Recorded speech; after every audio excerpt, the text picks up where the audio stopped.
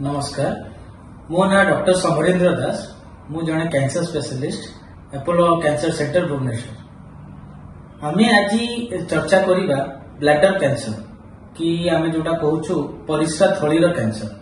Bladder cancer आजिकल बहुत common हो सारा मीडियम एज आउ ओल्डर एज पेशेंट मानकर जितेबाला 60, 65 कि 50 to 60 भितर एज भितर यहाँ बहुत कॉमन या कई प्रकार आम डायग्नोसिस करूँ परिस्रा रक्त पड़ा कि परिस्रा असुविधा हेले आमे गोटे सिस्टोस्कोपी करके आमे डायग्नोसिस करूँ यहाँ ब्लैडर कैंसर बोली। अच्छा तापर हूँ ट्रीटमेंट जो हुए आजिकल आम ऑर्गन प्रिजर्वेशन कर माने ब्लैडर टा जदि आपनकर ब्लैडर कैंसर होती माने नुहे आपको ब्लैडर टा रिमूव करने पड़े।